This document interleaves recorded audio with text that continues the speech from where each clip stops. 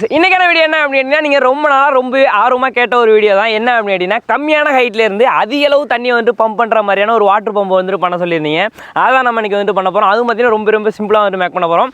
வாங்க எப்படி செய்யுது அப்படின்றத பார்க்கலாம். ஃபர்ஸ்ட் நான் 1.5 இன்ச் ஸ்கொயர் டிப் ஒரு லெங்க் எடுத்து வச்சிருக்கேன். இதில் ஒரு 8 அடி நீளத்தில் ஒரு 2 பீஸ் கட் பண்ணி எடுத்துக்கலாம்.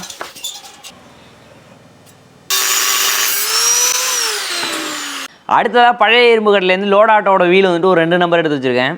இந்த வீலில் இருக்கக்கூடிய இந்த டிஸ்கில் சென்டரில் பார்த்தீங்கன்னா நம்மளுக்கு 20 mm ராடு உள்ளார போகிற அளவுக்கு நம்ம வந்து ஓட்ட போடணும். அந்த ராடை வச்சுட்டு ஃபஸ்ட் நான் மார்க் பண்ணிக்கிறேன். 20 mm அளவுக்கு ஓட்ட போடுறதுக்கு நம்மள்ட்ட ட்ரில் பிட்டு கிடையாது. அதனால் பார்த்தீங்கன்னா கட்டிங் மிஷினே இந்த மாதிரி கிராஸாக வச்சுட்டு சுற்றி கட் பண்ணணும்னு வச்சுங்களேன். ரவுண்டாக வந்து கட் பண்ணிடலாம். இதே போல் வந்து கட் பண்ணி எடுத்துக்கிறேன். அடுத்ததாக பில்லோ பிளாக் பேரிங் வந்துட்டு ஒரு 2 நம்பர் எடுத்து வச்சிருக்கேன். இதோட நம்பர் பார்த்தீங்கன்னா 204. இந்த 2 பேரிங்கையும் நம்ம கட் பண்ணி எடுத்த ஸ்கொயர் டிப்போட ஒரு எண்டில் வச்சுட்டு அந்த போல்ட்டு போடுறதுக்கான ஹோல்ஸ் வந்துட்டு மார்க் பண்ணிக்கிறேன். இதை ஃபிக்ஸ் பண்ணுறதுக்காக 1/2 இன்ச் போல்ட்டு ஒரு 3 இன்ச் நீளத்தில் எடுத்து வச்சிருக்கேன். இதை போட்டு நம்ம ஃபிக்ஸ் பண்ணிடலாம்.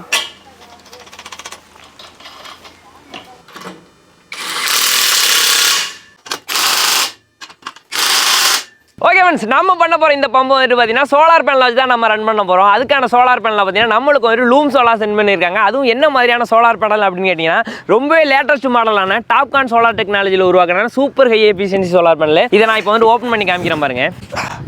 டாப்கான் டெக்னாலஜி சோலார் செல்லுங்கிறது பார்த்தீங்கன்னா நம்ம ரூம் சோலாரில் இருக்கிறதுலே அதிக எஃபிஷியன்சி தரக்கூடிய சோலார் செல்லில் இதுவும் ஒன்று. அதுவும் பார்த்தீங்கன்னா 23% வரைக்கும் நம்மளுக்கு எஃபிஷியன்சி கொடுக்கும். இதில் மொத்தமாக பார்த்தீங்கன்னா 144 சோலார் செல் இருக்குது. அது மட்டும் இல்லாமல் ஒவ்வொரு சோலார் செல்லுக்குமே பார்த்தீங்கன்னா மொத்தமாக 16 பஸ் பார் இருக்குது. இந்த சோலார் பேனல் பார்த்தீங்கன்னா நம்மளுக்கு 575 வாட்லேருந்து 700 வாட் வரைக்கும் பவர் அவுட்புட் வந்துட்டு கொடுக்கும். 575 வந்துட்டு பார்த்தீங்கன்னா நம்மளுக்கு ஃப்ரண்ட் சைடில் வெளிச்சம் படுது இல்லையா, அது மூலமாக வந்து கொடுக்கும். பாக்கி 125 எங்கே இருக்குது அப்படின்னா பேக் சைடில் இருக்குது நம்மளுக்கு சோலார் செல்லு. ஏன்னா இது வந்து பார்த்தீங்கன்னா ஒரு பைஃபேஷியல் சோலார் பேனல். இந்த மாதிரி பொசிஷனில் இந்த சோலார் பேனலில் ஒரு 1.5 மீட்டர் ஹைட்டில் வந்து நம்ம ஃபிக்ஸ் பண்ணிட்டு தரையில் வந்து ஒயிட் கோட்டிங் கொடுத்துட்டோம்னு வச்சுங்களேன். மேலேருந்து வர வெளிச்சம் வந்து தரையில் பட்டு திரும்ப ஒரு லெஃப்ட் டைம் இந்த பேனலில் வந்து படும் பார்த்தீங்களா, அது மூலமாக நம்மளுக்கு 125 வாட் வந்து கிடைக்கும். மொத்தமாக 700 வாட் வந்து நம்மளுக்கு அவுட்புட் கிடைக்கும். இந்த பேனலை நீங்கள் வாங்குறது மூலமாக உங்களுக்கு என்ன பெனிஃபிட் அப்படின்னு கேட்டிங்கன்னா இந்த சைஸுக்குள்ளேயே வந்து பார்த்தீங்கன்னா நம்மளுக்கு 700 வாட் பவர் அவுட்புட் வந்து கிடைக்குது. இது மூலமாக வந்து பார்த்தீங்கன்னா உங்களுக்கு இன்ஸ்டாலேஷனுக்கு ஆகக்கூடிய செலவெல்லாம் வந்து நீங்கள் கம்மி பண்ணலாம். லூம் சோலாருக்கான வெப்சைட் லிங்க் பார்த்தீங்கன்னா நான் டிஸ்கிரிப்ஷனில் கொடுத்துருக்கேன். அதில் உங்களுக்கு தேவையான சோலார் பேனல் இன்வெர்டர் இது எல்லாமே வந்துட்டு நீங்கள் வாங்கிக்கலாம். மறக்காம ட்ரை பண்ணி பாருங்க. இப்போ நம்ம பேரிங்க ஸ்கொயர் டிப்பில் ஃபிக்ஸ் பண்ணதோட இருக்கு இல்லையா, இப்போ ஸ்கொயர் டிப் என்ன பண்ணுறேன்னா கொஞ்சம் வந்து கேப் விட்டு வச்சுக்கிறேன். இப்போ இந்த 2 ஸ்கொயர் டிப்புக்கு இடையில இந்த வீல் வந்துட்டு வரணும். வீல் உள்ளார சுற்றும் போது அந்த ஸ்கொயர் டிப்பில் வந்து நம்மளுக்கு இடிக்காமல் இருக்கணும். அதுக்கேற்ற மாதிரி இந்த வீலுக்கும் ஸ்கொயர் டிப்புக்கும் இடையில வந்து கேப் வச்சுக்கிறேன். அடுத்தது 20 mm ரவுண்ட் ராட் பார்த்தீங்கன்னா ஒரு 1.5 அடி நீளத்துக்கு எடுத்து வச்சிருக்கேன். இந்த ராடை வந்து அந்த பேரிங்க்கு பக்கத்தில் வந்து வைக்கிறேன் பாருங்க. வச்சோம் அப்படின்னா அந்த பேரிங் விட்டு கொஞ்சம் வெளியில் வர மாதிரி இந்த சைடில் வச்சுக்கிறேன். அப்படியே அடுத்த சைடில் பார்த்தீங்கன்னா கொஞ்சம் வந்து எக்ஸ்ட்ரா வச்சுக்கிறேன். ஏன்னா நம்ம ஸ்ப்ராக்கெட் வந்துட்டு ஃபிக்ஸ் பண்ணணும். இப்போ நான் ஒரு 2 இடம் மார்க் பண்ணியிருக்கேன் இல்லையா, இது வரைக்கும் நம்ம என்ன பண்ணுறோம் அப்படின்னா கிரைண்டிங் மிஷின் வச்சு நம்ம தேய்ச்சி எடுக்கணும். ஏன் அப்படின்னு கேட்டிங்கன்னா அந்த ராடு வந்து அந்த பேரிங்குள்ளே வந்து நார்மலாக உள்ளார போகாது.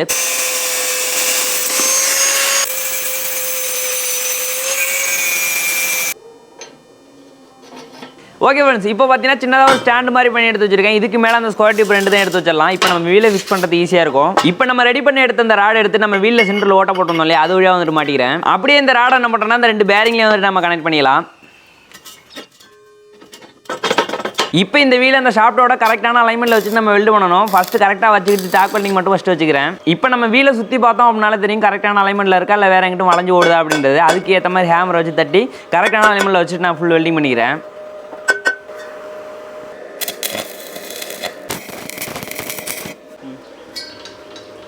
இந்த பேரிங்கில் ஃபிக்ஸ் பண்ணியிருக்க அந்த ஷாஃப்ட் வந்துட்டு நகராமல் இருக்கிறதுக்காக மேலே ஒரு கிரப் ஸ்க்ரூ கொடுத்துருப்பாங்க. அதுக்கான அலைன் கே போட்டு நம்ம ஃபுல் டைட் பண்ணிக்கலாம். இதே போல் 2 சைட்லையும் வந்து பண்ணிக்கிறேன்.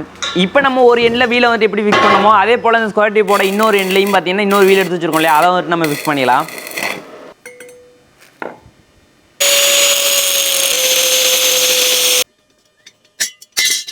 இப்போ இந்த பெரிய ஸ்ப்ராக்கெட் எடுத்து நம்ம ஃபஸ்ட்டு வீல் ஃபிக்ஸ் பண்ணப்போ ராடு கொஞ்சம் எக்ஸ்ட்ரா வச்சோம்ல ஸ்ப்ராக்கெட் வைக்கிறதுக்காக, அந்த இடத்துல வச்சுட்டு நம்ம வெல்டு பண்ணணும். ஆனால் இந்த ஸ்ப்ராக்கெட் பார்த்தீங்கன்னா உள்ளார வந்துட்டு கொஞ்சம் ஃப்ரீயாக போகுது. அதை கரெக்டான சென்டரில் வச்சுட்டு வெல்டு பண்ணுறது வந்துட்டு கொஞ்சம் கஷ்டம். அதுக்காக 3/4 இன்ச் வாஷர் ஒன்று எடுத்துருக்கேன். இந்த வாஷர் பார்த்தீங்கன்னா அந்த ராடில் வந்து நல்லா டைட்டாக உள்ளார போகுது. அதனால் இந்த வாஷரை ஃபஸ்ட்டு அந்த ஸ்ப்ராக்கெட்டுக்கு கரெக்டான சென்டரில் வச்சு நம்ம வெல்டு பண்ணிக்கலாம். இதே நம்ம கரெக்டாக பார்த்து வந்து வெல்டு பண்ணுறது ஈஸி தான். அதனால் நம்ம இதை பண்ணிடலாம். இதை எடுத்து நம்ம ராடில் வச்சோம் அப்படின்னா கரெக்டாக வந்து செட் ஆகிடும். அப்படியே நம்ம வெல்டு பண்ணிட்டோம் அப்படின்னா கரெக்டான அலைன்மெண்ட்டில் ஃபிக்ஸ் பண்ணிடலாம்.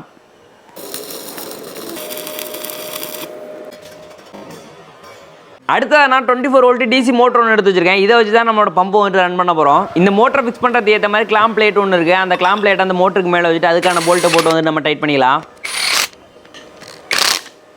அடுத்தது 1.5 இன்ச் ஸ்கொயர் டிப்பில் சின்னதாக ஒரு பீஸ் வந்து கட் பண்ணி எடுத்து வச்சிருக்கேன். இது இந்த ஸ்ப்ராக்கெட் வச்சிருக்கோம் அதுக்கு பக்கத்தில் வச்சுட்டு நம்ம வெல்டு பண்ணிக்கலாம். இப்போ இந்த மோட்டர் ஃபிக்ஸ் பண்ணியிருக்க பிளேட்டை அந்த ஸ்கொயர் டிப்பில் வச்சு நான் வெல்டு பண்ணிக்கிறேன். அதாவது பார்த்தீங்கன்னா அந்த செயின் வந்துட்டு கரெக்டாக வந்துட்டு போடுறதுக்கு ஏற்ற மாதிரி இருக்கணும். அதை மட்டும் கரெக்டாக பார்த்து வெல்டு பண்ணிக்கிறேன். லாரியோட டயர்லேருந்து சேர் வந்துட்டு வண்டிக்கு மேலே அடிக்காமல் இருக்கிறதுக்காக ஃப்ளாப் வந்து போட்டுருப்பாங்க, பார்த்துருப்பீங்க. அதை வந்துட்டு பார்த்தீங்கன்னா ஹார்ட்வேர் ஷாப் போயிட்டு வந்து வாங்கிட்டு வந்திருக்கேன். இது வந்து பார்த்தீங்கன்னா ரப்பர் மெட்டீரியல் தான். அதே போல் வந்துட்டு பார்த்தீங்கன்னா நல்லா ஸ்ட்ராங்காகவும் இருக்கும். அடுத்த நம்மளோட பம்பில் வந்துட்டு பார்த்தீங்கன்னா 4 இன்ச் பிவிசி பைப்பை தான் வந்துட்டு ஃபிக்ஸ் பண்ண போகிறோம். இந்த 4 இன்ச் பிவிசி பைப்புக்குள்ளார போகிற மாதிரி ஒரு 3 இன்ச்சில் இரும்பு பைப் ஒன்று எடுத்து வச்சிருக்கேன். இப்போ இந்த இரும்பு பைப்போட ஒரு எண்டம் வந்துட்டு பார்த்தீங்கன்னா நல்லா ஷார்ப்பாக வந்துட்டு தேய்ச்சி எடுத்துக்கிறேன். இந்த பைப்பை வச்சு அடித்தோம் அப்படின்னா நம்மளுக்கு கட் ஆகிடும் அப்படின்னு நாங்கள் நினச்சேன். ஆனால் பார்த்தீங்கன்னா சின்ன ஸ்க்ராட்ச் கூட ஆகலை. இப்போ அதுக்காக பார்த்தீங்கன்னா ஜிக்ஸா மிஷின் எடுத்து வச்சிருக்கேன். நம்ம ரவுண்டாக வந்து மார்க் பண்ணுவோம் இல்லையா, இந்த மிஷினை வச்சு நம்மளால் கட் பண்ண முடியுதா அப்படின்றத வந்து பார்க்கலாம். கட் பண்ணுறதுக்கு கொஞ்சம் கஷ்டமாக தாங்க இருந்துச்சு. இருந்தாலும் பார்த்தீங்கன்னா கட் பண்ணி முடிச்சாச்சு. மொத்தமாக பார்த்தீங்கன்னா ஒரு 15 நம்பர் கட் பண்ணி எடுத்து வச்சிருக்கேன். இப்போ நம்ம கட் பண்ணி எடுத்த இந்த பீஸ் எல்லாத்துலேயும் பார்த்தீங்கன்னா கரெக்டாக சென்டரில் வந்து பார்த்தீங்கன்னா ஒரு 8 mm ட்ரில் வந்துட்டு போட்டுக்கிறேன். அடுத்ததாக பார்த்தீங்கன்னா ஒயிட் கலரில் இந்த கயிறு இருக்கும்ல, இதுக்கு பேர் என்ன கயிறு அப்படின்றது வந்துட்டு சரியாக தெரியல. நல்லா ஸ்ட்ராங்கான கயிறு தான். இந்த கயிறை வந்துட்டு எடுத்து வச்சிருக்கேன். இந்த கயிறோட ஒரு எண்டை வந்துட்டு பார்த்தீங்கன்னா நைஃபை வச்சுட்டு கட் பண்ணிவிட்டு அந்த எண்டு வந்து பிரிஞ்சு வராமல் இருக்கிறதுக்கு ஏற்ற மாதிரி பார்த்தீங்கன்னா மேலே வந்து ஃப்ளக்ஸ் வீக் வந்துட்டு போட்டுக்கிறேன். அப்போ தான் நம்ம கோத்து எடுக்கிறதுக்கும் வந்துட்டு ஈஸியாக இருக்கும். இந்த கயத்தை நம்ம தேவையான அளவுக்கு வந்துட்டு ஃபஸ்ட்டு எடுத்துக்கலாம். அதுக்கு என்ன பண்ணுறேன் அப்படின்னா இந்த கயிறை வந்து பார்த்தீங்கன்னா பக்கத்துலேயே வந்துட்டு போடுறேன். இந்த வீலில் வந்து பார்த்தீங்கன்னா இப்படி வந்து திரும்ப வந்து பார்த்தீங்கன்னா ரிட்டர்ன் வரப்போகுது. ஓகேவா, இவ்வளோ தூரம் வருது. அது மட்டும் இல்லாமல் நம்ம இடையில வந்து முடிச்சு போட போகிறோம் இல்லையா, அதுக்காக பார்த்தீங்கன்னா கொஞ்சம் எக்ஸ்ட்ரா வந்து விட்டுக்கிறேன். இப்போ இந்த ரப்பர் பீஸ் எடுத்து இந்த கயத்தில் வந்து நம்ம கோத்துக்கலாம். நம்ம ஒட்டினதுனால கோக்குறது வந்து ஈஸியாக இருக்குது. நம்ம ஒரு இடம் மார்க் பண்ண பார்த்தீங்களா, அந்த இடம் வரைக்கும் அந்த ரப்பர் வந்துட்டு எடுத்துகிட்டு வந்துடுறேன். இப்போ என்ன பண்ணுறேன்னா அந்த ரப்பர் பீஸுக்கு முன்னாடி ஒரு முடிச்சும் அடுத்ததாக பார்த்தீங்கன்னா ஒரு முடிச்சும் வந்துட்டு வரணும். அந்த ரப்பர் பீஸ் வந்துட்டு நகராத மாதிரி.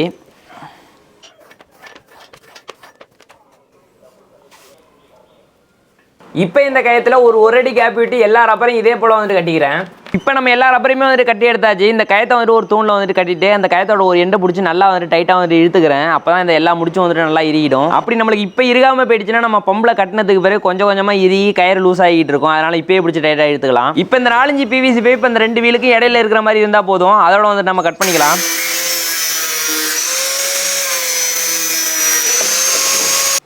இப்போ இந்த கயிறு எடுத்து இந்த பிவிசி பைப் வழியாக வந்து கோத்து எடுத்துக்கலாம். இந்த பிவிசி பைப் என்ன பண்ணுறேன் அப்படின்னா அந்த வீல் நம்ம ஃபிக்ஸ் பண்ணியிருக்கோம் இல்லையா, அந்த வீலுக்கு வந்து கீழ்ப்பக்கத்தில் வந்து போகிற மாதிரி வந்து பண்ணணும். இப்போ இந்த கயத்தை அந்த 2 வீல் வழியாகவும் மாறி வந்து எடுத்துக்கிறேன். இந்த கயத்தை என்ன பண்ணுறோம் அப்படின்னா ஒன்றா சேர்த்து வந்து நம்ம இப்போ முடிச்சு போட போகிறோம். முடிச்சு போடும்போதே நம்ம மாட்டும் போது கொஞ்சம் டைட்டாக இருக்கிற மாதிரி தான் வந்துட்டு போட்டேன். இப்போ பார்த்தீங்கன்னா நம்மளுக்கு கயிறு வந்துட்டு நல்லாவே டைட்டாக இருக்குது. இப்போ இந்த தேவையில்லாத கயிறை வந்துட்டு கட் பண்ணிவிட்டு அந்த கயத்தை வந்துட்டு பார்த்தீங்கன்னா இந்த கயத்தை கூட சேர்ந்த மாதிரி வச்சு கம்பி போட்டு வந்துட்டு கட்டிடுறேன்.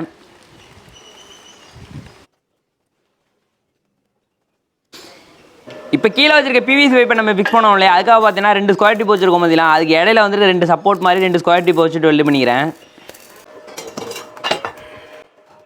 இப்போ நான் அந்த பைப்புக்கு ஏற்ற மாதிரி கிளாம்பு வந்துட்டு 2 நம்பர் எடுத்து வச்சுருக்கேன். இந்த கிளாம்பை போட்டு நம்ம ஸ்க்ரூ பண்ணிக்கலாம். அடுத்ததாக சைக்கிளோட ப்ரீவீல் எடுத்து வச்சிருக்கேன். இந்த ப்ரீவீல் என்ன பண்ணுறோம் அப்படின்னா நம்ம பெரிய ஸ்ப்ராக்கெட் வச்சு வெல்டு பண்ணியிருக்கோம் இல்லையா, அதே இடத்துல வச்சுட்டு வெல்டிங் பண்ணிக்கலாம். இது எதுக்காக அப்படின்னு கேட்டிங்கன்னா ஒருவேளை நம்மளுக்கு டார்க் அதிகமாக தேவைப்படலை அப்படின்ற பட்சத்தில் இந்த ஸ்ப்ராக்கெட்லேயே நம்ம செயினை போட்டுக்கலாம். நம்மளுக்கு பம்பும் ஒரு வேகமாக ஓடும். அடுத்த 1.5 இன்ச் ஸ்கொயர் டிப்லேயே 2 ஸ்டாண்டு வந்து பண்ணி வச்சிருக்கேன். இந்த ஸ்டாண்ட் எப்படி இருக்குது அப்படின்றத நீங்கள் பார்த்தீங்க அப்படின்னாலே தெரியும். இதை வந்துட்டு நம்ம பம்பு கூட ஒரு போல்ட் போட்டு வந்துட்டு ஃபிக்ஸ் பண்ணிக்கலாம்.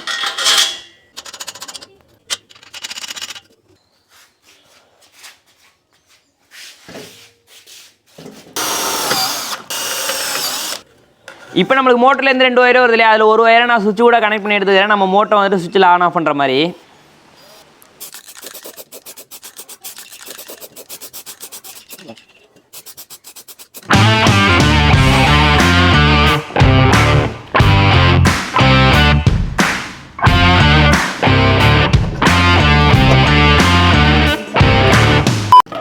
ஓகே ஃப்ரெண்ட்ஸ், நம்ம இப்போ பம்பை வந்து தண்ணி அரைக்க வேண்டிய இடத்துக்கு வந்து எடுத்துகிட்டு போயிடலாம். ரொம்ப வந்து வெயிட்டாக இல்லை அப்படின்னு வந்து சொல்ல முடியாது, கொஞ்சம் வெயிட்டாக தான் இருக்குது. இருந்தாலும் ஒரு ஆளே வந்து தூக்கிட்டு போகலாம்.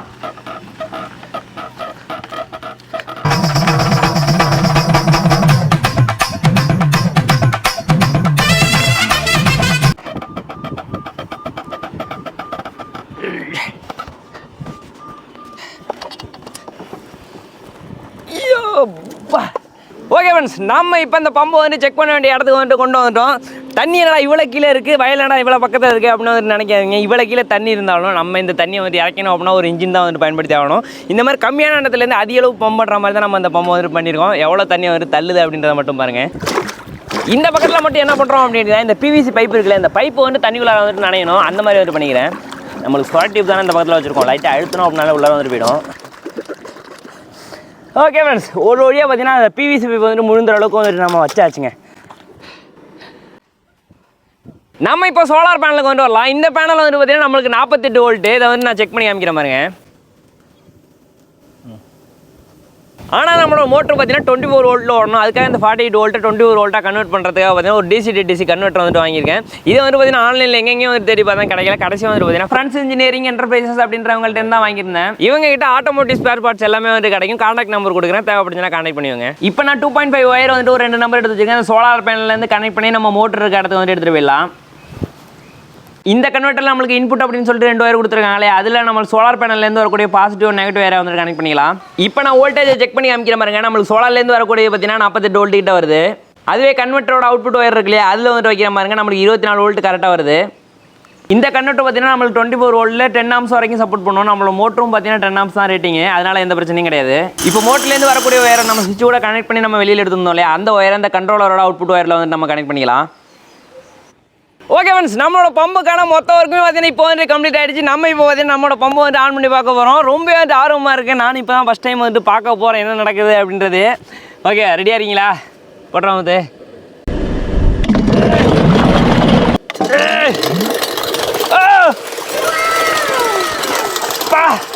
வேற லெவலுங்க. எவ்வளோ தண்ணி,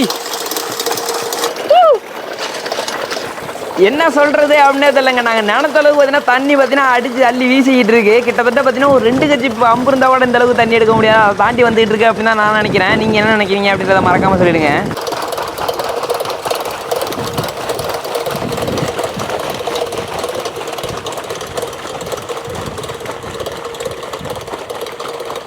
நம்மளுக்கு பேனலும் மோனோ பேனல் அதே நேரத்தில் 700 வாட் பேனல் அப்படின்றதுனால நம்மளுக்கு லோ லைட்டாக இருந்தாலும் நம்மளுக்கு பம்பு பார்த்தீங்கன்னா வேறு லெவலில் ஓடிட்டு இருக்கு. நம்மளோட பம்பில் 4-5 பைப் போட்டிருக்கோம் இல்லையா, அதனால் அந்த தண்ணி வந்து இழுத்துட்டு வரது கஷ்டமாக இருக்கும் அப்படின்றதுனால தான் நம்ம பெரிய ஸ்ப்ராக்கெட் வந்துட்டு வச்சோம். ஆனால் அது பார்த்தீங்கன்னா நம்மளுக்கு சின்ன ஸ்ப்ராக்கெட்லேயே நம்மளோட மோட்டர் வந்து நல்லா ஓடுது. அதனால் சின்ன ஸ்ப்ராக்கெட்லேயே செயின் வந்து போட்டுக்கிட்டேன். அப்படி ஒரு வேளை தண்ணி இழுக்கிறது ரொம்ப கஷ்டப்பட்டுச்சுன்னு வச்சுங்களேன், நம்ம பெரிய ஸ்ப்ராக்கெட்டில் மாட்டோம் அப்படின்னா நல்லா வந்துட்டு தண்ணி இழுத்துட்டு வரும். ஆனால் தண்ணி கொஞ்சம் கம்மியாக தான் வரும். நம்மளோட பம்புக்கான வேலை இன்னுமே முடியலைங்க. என்ன அப்படின்னு கேட்டிங்கன்னா, நம்மளுக்கு இந்த இடத்துல தண்ணி வந்துட்டு மேலே தெரிக்குது இல்லையா, அந்த மாதிரி தெரிக்காமல் ஒன்றா சேர்ந்து போகிற மாதிரி பார்த்தீங்கன்னா சின்னதாக பார்த்தீங்கன்னா ஒரு செட்டப் வந்து இப்போ போயிட்டு பண்ணி எடுத்து வந்திருக்கேன். எப்படி இருக்குது அப்படின்றத நீங்கள் பார்த்தீங்க அப்படின்னாலே வந்துட்டு தெரியும். இந்த செட்டப் இப்போ என்ன பண்ணுறோம் அப்படின்னு கேட்டிங்கன்னா, நம்ம இந்த இடத்துல வந்து வச்சுக்கலாம். இது நம்ம செல்ஃப் ஸ்க்ரூ போட்டு கீழே இருக்கக்கூடிய ஸ்கொயர் டேப்பில் நம்ம ஸ்க்ரூ பண்ணிக்கலாம்.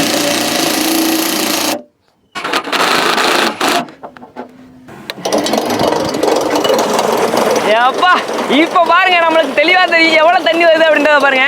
கிட்டத்தட்ட பார்த்தீங்கன்னா ஒரு 2 கட்சி பம்பு இருந்தால் கூட இவ்வளோ தண்ணி வந்து நம்மளால் மேலே எடுக்க முடியாது. வெறித்தனங்க.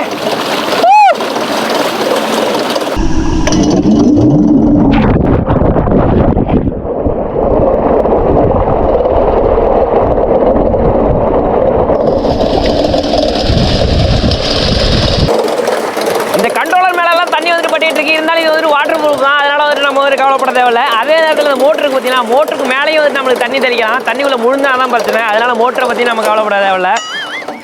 செயின் தான் கலந்து போகுது, அதுக்கு கவலைப்பட்டு தான் ஆகணும், வேறு விஷயம் இல்லை. நம்ம இவ்வளவு கஷ்டப்பட்டு பண்ணியிருந்தாலும் யாராச்சும் ஒரு சில பேர் வந்துட்டு என்ன சொல்லிடுறாங்கன்னா, நீ அடியில் வந்து ஒரு நீர்மூழ்கி பம்பு வச்சிருக்கடா, அதில் இருந்தாண்டா தண்ணி வருது அப்படின்னு சொல்லிடுறாங்க. மனசுக்கு ரொம்பவே கஷ்டமாக இருக்குது. அதனால் என்ன பண்ணுறேன்னா, இப்போ நம்மக்கிட்ட ஒரு கோபுர கேமரா இருக்குங்க, தண்ணிக்குள்ளார முழுந்தி காமிக்கிற மாதிரி. நான் உள்ளாரே போய் காமிக்கிற பாருங்க. இப்போது